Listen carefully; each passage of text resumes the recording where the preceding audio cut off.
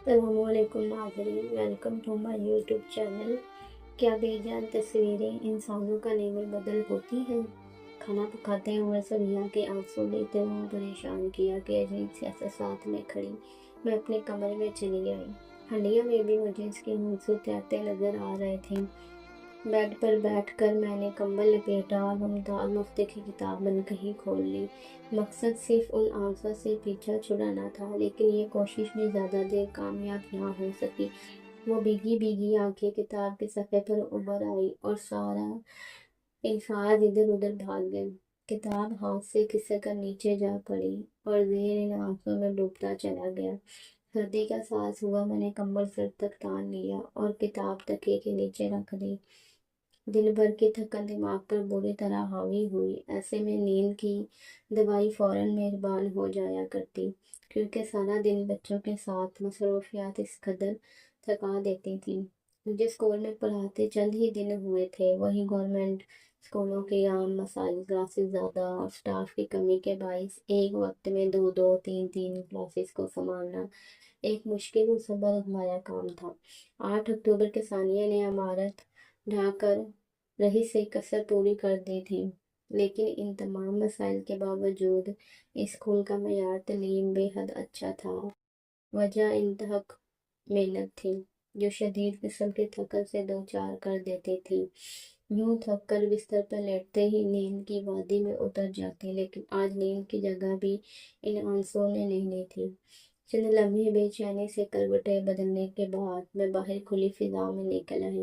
ساری وادی اندھیرے میں ڈوبی ہوئی تھی۔ ستاروں کے ساتھ ساتھ تنہا سفر کرتی رات بھی اپنے اندر اداسیاں سمیٹے ہوئے تھی۔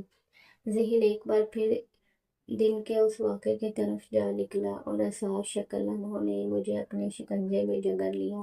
کبھی کبھی یوں بھی ہوتا ہے، کوئی ایک واقعہ آپ کو تمام تر احساسات کے ساتھ اپنے طرف متوجہ کر لیتا ہے، پھر آپ اس لمحے میں مقید ہو کر رہ جاتے ہیں۔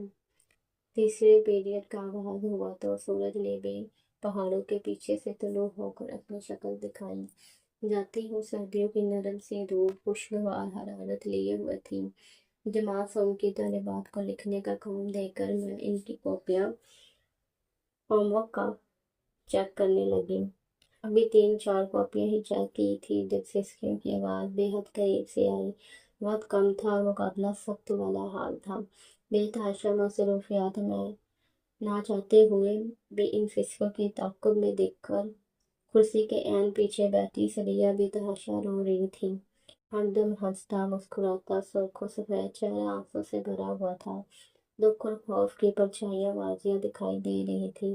کیا ہوا؟ جواب تو دو۔ کاپیاں میز پر رکھ کر میں پیچھے مڑی اور اس کا چہرہ اوپر کرنا چاہا، جو اس نے گھٹنوں میں چھپا کر مزید تیزی سے رونا شروع کر دیا۔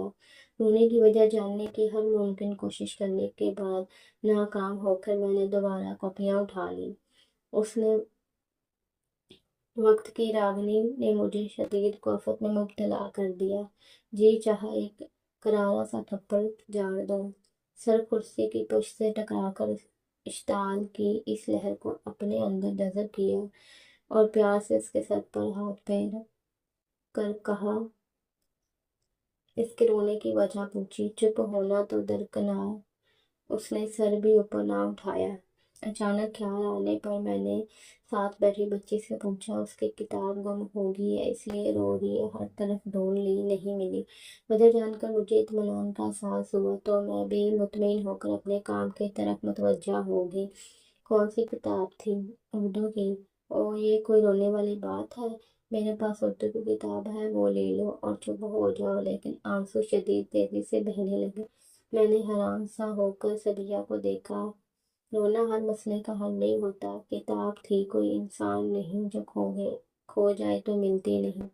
یہ جملہ بے اختیاری میری زبان سے پھسلا تھا، جس پر بعد میں افسوس بھی ہوا۔ چلو میں آپ کو نئی کتاب لے دوں گی، بس اب خاموش۔ مس یہ کہہ رہی ہیں اپنی والی کتاب ڈھونڈی۔ اب میں اپنی والی کتاب کہاں سے لاؤں؟ لیکن آنسوں کی شدت سے اس کے منہ سے ایک لفظ تک نہ نکلا۔ کام ختم کر کے میں نے کاپیاں بچوں کو تھمائی اور تو میز کے اوپر ایک کتاب رکھی نظر آئی۔ ایک کتاب تو یہ ہے رکھی ہے یہ تو نہیں۔ یہ سنتے ہی اس نے جھٹکے سے سر اٹھایا اور تیر کی طرح لپکی۔ چوتھے گھنٹی بجی تو سارے بچے بیگ اٹھائے باہر بھاگ گئے، جبکہ وہ ارد گرد سے بے خبری تیزی سے کتاب کے صفحے پلٹ رہی تھی۔ چہرے پر شدید الجھن کے آثار تھے۔ ایک جگہ پہنچ کر وہ رک گئی اور چہرے پرسکون پھیل گیا۔ ہونٹوں پر پھیلنے والی مسکراہٹ بڑی دل فریب تھی۔ وہ کتاب کے صفحے پر ہاتھ پھیر رہی تھی۔ میں نے یہ منظر نہایت دلچسپی سے دیکھا اور بے اختیار ہی ہاتھ بڑھا کر کتاب لے لی۔ صفحوں کے بیچوں بیچ ایک آدمی کی تصویر تھی جس کی عمر 40 کے لگ بھگ تھی۔ یہ میرے ابو ہیں۔ یہ کراچی کی تصویر ہے جب وہ وہاں کام کرتے تھے۔ بے پناہ پیار اس کے لہجے میں سمیٹ آیا تھا۔ میرے ابو چھٹی پر گھر آئے تھے اور پھر زلزلہ آیا اور وہ بھی شہید ہو گئے۔ اب میں ان کی تصویر اپنے پاس رکھتی ہوں۔ او میرے خدا! تو وہ کتاب کے لیے نہیں، تصویر کے لیے روئی تھی۔ اس نے کتاب میرے ہاتھ سے لے لی، کسی قیمتی متاع کی طرح سینے پر لگائی اور باہر نکل گئی۔ کیا بے جان تصویریں انسانوں کا نیول بدل ہوتی ہیں؟ میرا دل دکھ کی گہرائیوں میں ڈوبتا چلا گیا اور اب صبیہ کے آنسو۔ اگر آپ کو میری ویڈیو پسند آئے ہو تو لائک، شیئر، کمنٹ ضرور کریں۔ ایسے مزید ویڈیو دیکھنے کے لیے میرے چینل کو سبسکرائب کریں۔ شکریہ۔